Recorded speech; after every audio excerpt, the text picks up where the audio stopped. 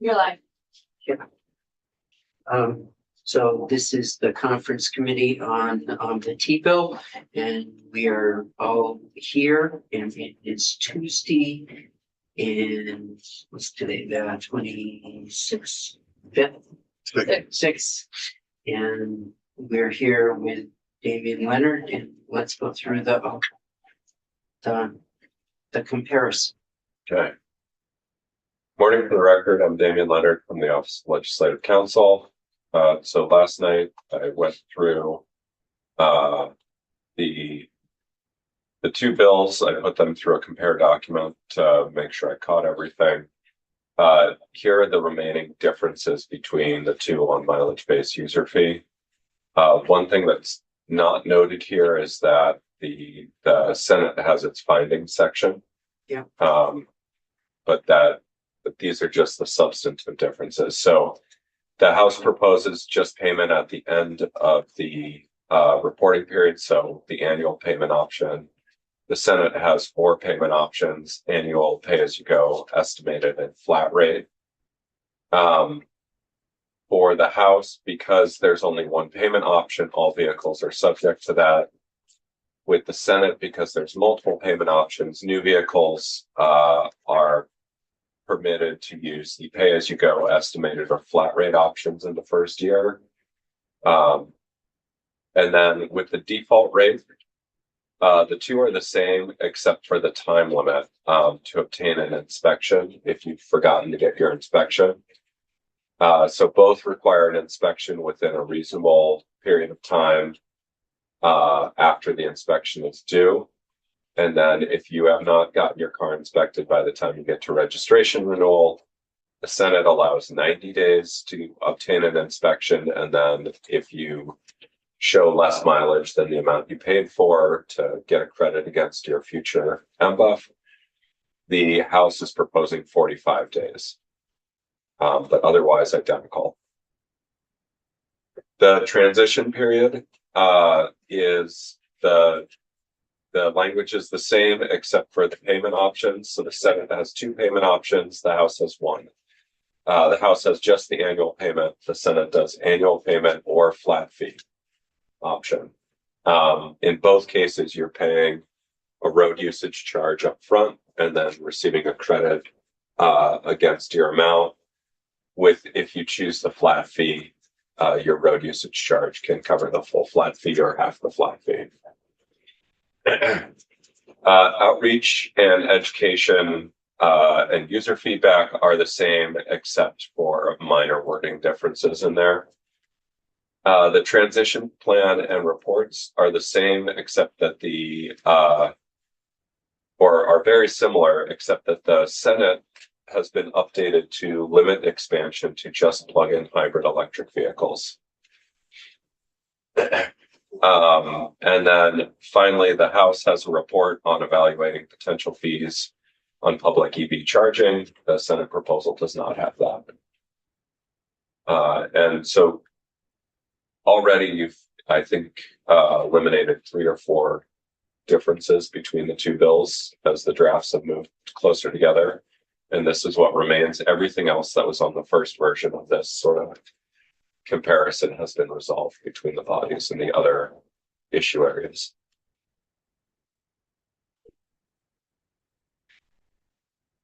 I mean, I guess the first one being the 90 days, we just thought that was a lot of time.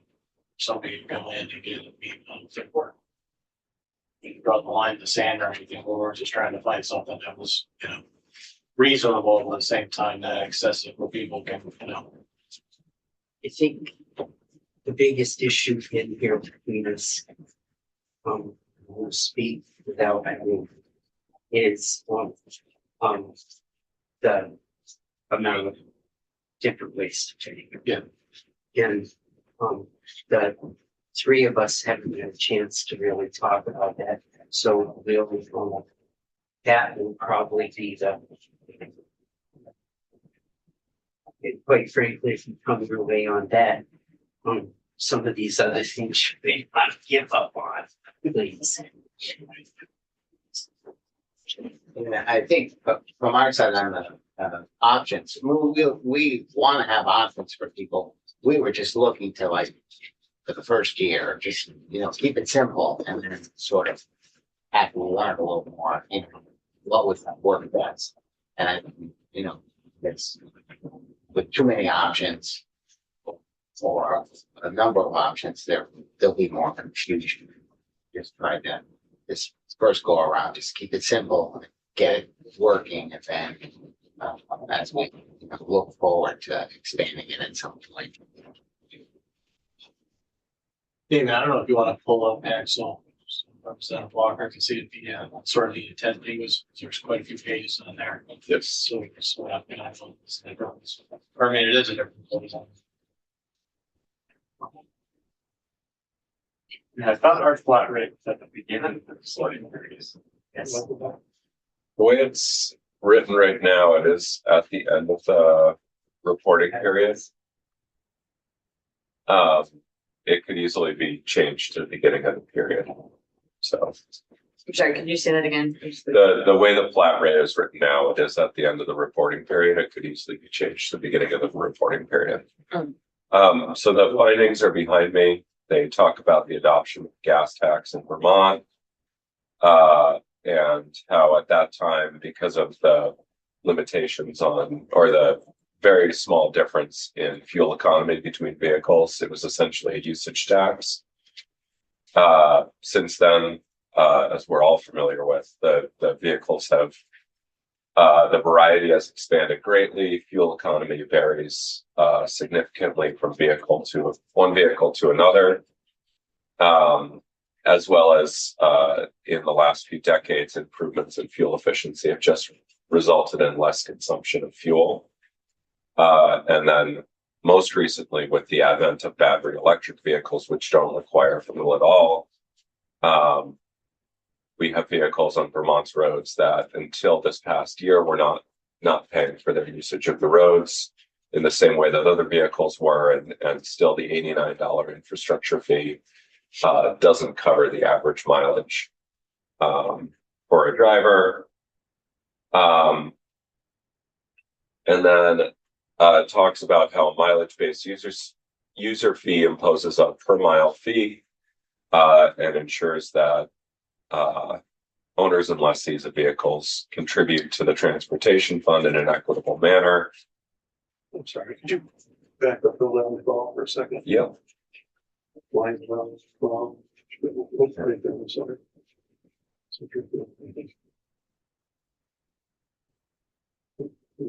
Thank you. Yep.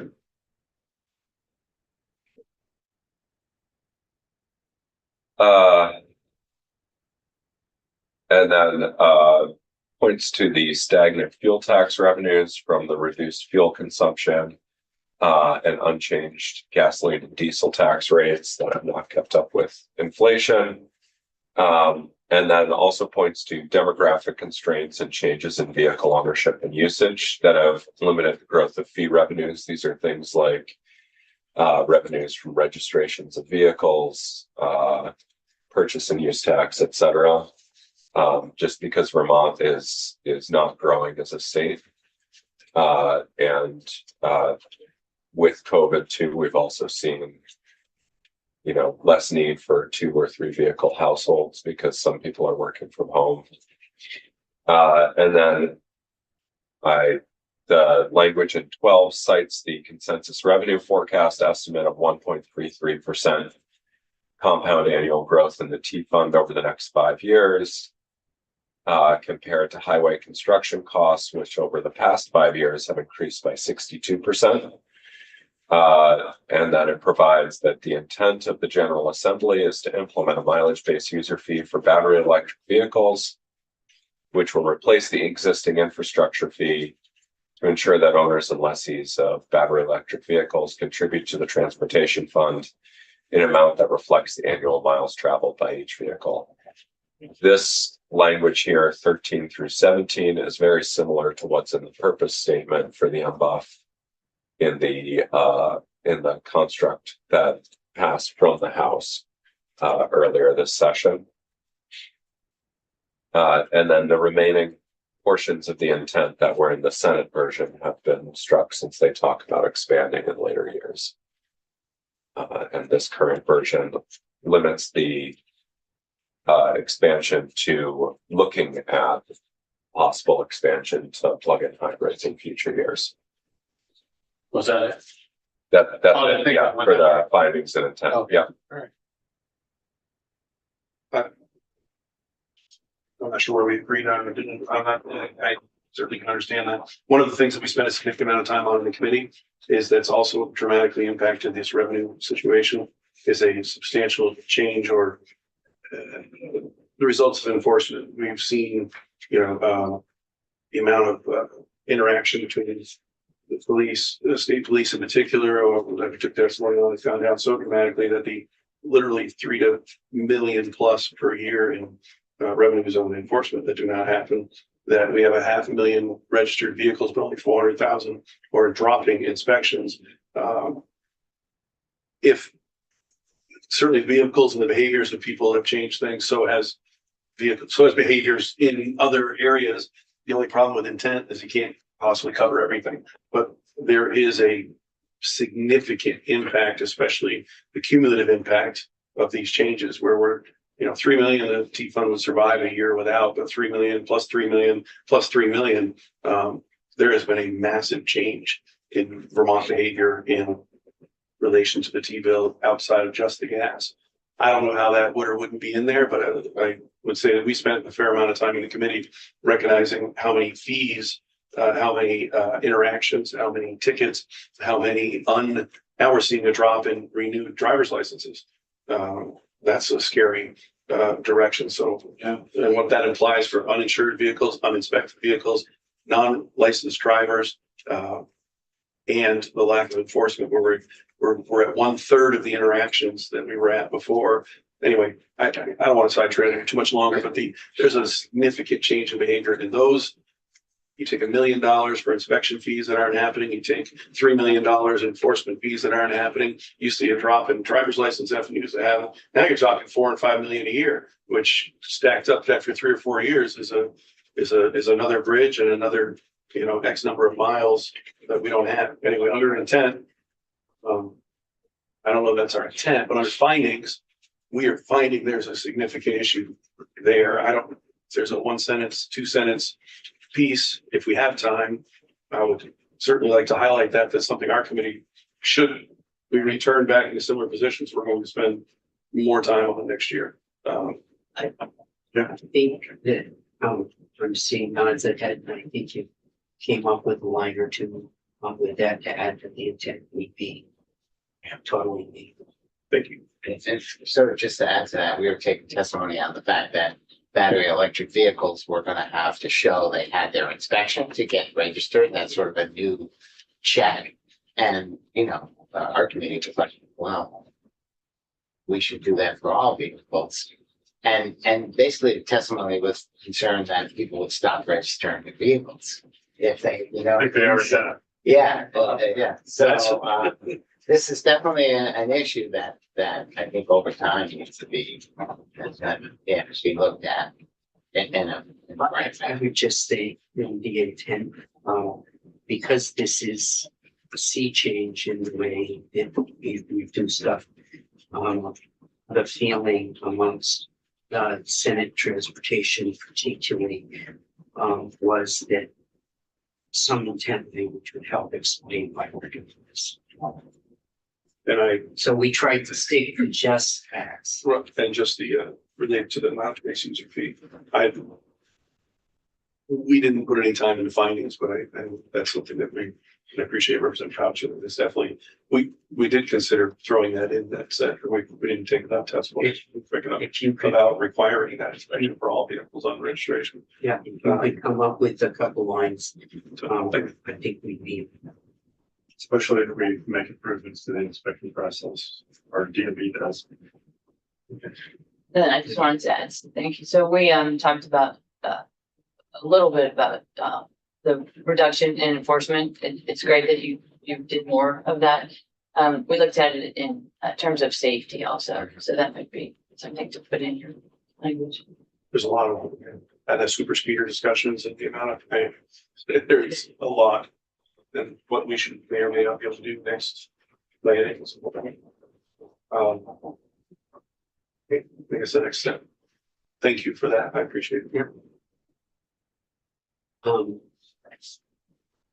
We need to talk about the methods of payment amongst ourselves and then we can get back. I think methods of payment, whether it's 45 or 90 or whether we split the difference. It seems to be the only area. And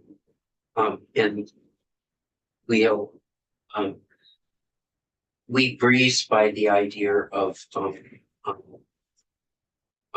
the report. I don't think any of us are opposed to that, but we need to talk. Sure. Or related to electricity. Yeah. Charging. Half. Yep. Okay. Sales tax. Yeah. Just for food tax. Yes. Yeah. It certainly caused some reactions in other parts of the building, but it isn't a bad idea to let people know we need to look at it. So we're gonna need a little time to talk. What's your schedules? Is that, we're down to that level? That's where we're at? That's, Yeah, That Yeah. 1.7, but that down low will fall. that's based on what else happens elsewhere. Our understanding. Yeah. If it goes to the leveling or. yeah, I think you. I think that was. I think if your conferees, on a big bill would just say, yes, we need. It's up to you guys. Okay, And I see that you switched to covered vehicle, but I can't remember what you guys said would be the covered vehicles. If the House version was BEVs. No, I the know Senate that version word was- change, but what did you switch to plug-in hybrids or still just? No, just EVs. Yeah, we were EVs. There's my understanding is that you wanted to transition to just plug in hybrids, but that would be like a check back where you'd be affirmative vote on this. Right. well, with the amount of things you guys have going on. Well, and I This is one small- think that as they adjust the computer system to battery electric vehicles, I mean, I think they're gonna be looking at how to, what's the process to calculate the mileage and do that. So I think it'll be, in much better shape to move forward if we choose to. To answer your other question, well, thank you. We have House floor at 10 and we have a Senate further proposal amendment on miscellaneous motor vehicles bill to hear in committee. And then we have the afternoon session. So we should It's certainly all in that good. lunchtime, in that lunchtime time, we have time between now and depending on when that is, time before 10. And then we have a little bit of, we have time before the 1 o'clock. It's still 1 o'clock. Before the 1 o'clock floor. Budget it's gonna be 9:30 and then again at 1:15. And we're on the floor again. And we'll go with the education bill, so it might take a while. So maybe, well, I don't know if it's gonna take a while. Well, Maybe if we can at 12:30 or. Why don't we try people to, know there's not really an opportunity to changes to that. Okay. why don't we plan on, Everybody wants to make a speech. right? why don't we plan on 12:30? And, if we get a break and there's something before that. Yeah. We'll have Megan get a hold of you Excellent. Thank you very much. and we'll Thank you all talk for about, your, and we'll talk about this and. we appreciate your flexibility. last Yeah, night. I just want to bring up, because we're fine with taxing the rental cars, EVs. But was there an issue of not doing that? Or no, combination? So I thought when you testified, I just wanted to make sure that there was we're making it worse by not taxing them. That, Yeah. I just wanted to get that, because we're fine getting rid of it, but I think Ways and Means told us that it might be a bigger headache, not. Sure, Chris, for joint fiscal, my recollection of the discussion was, and this was a few months ago, was that there was some concern that not including a provision for short-term rentals that was administratively feasible could cause, short-term rental fully electric vehicles to be registered out of state to avoid this, because it would be very onerous, if not impossible, to comply with it. And I think there was some concern about creating a system where you sort of know on the outset that there's that wrinkle. Having said that, it then came out that there's very, very few vehicles that are fully electric in the state. So I think it's sort of a question of whether the juice is worth the squeeze and spending the money to set something up initially for a relatively small universe of vehicles. Okay, we're fine either way. I just want to make sure we're ahead of things.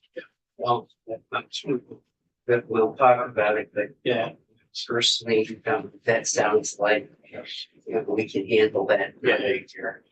Since we got to little thing, not little, but other, the date on the bonding reporting, when the agency was gonna deliver the piece, did that get settled last Friday afternoon? I thought we, Yeah. The date, okay.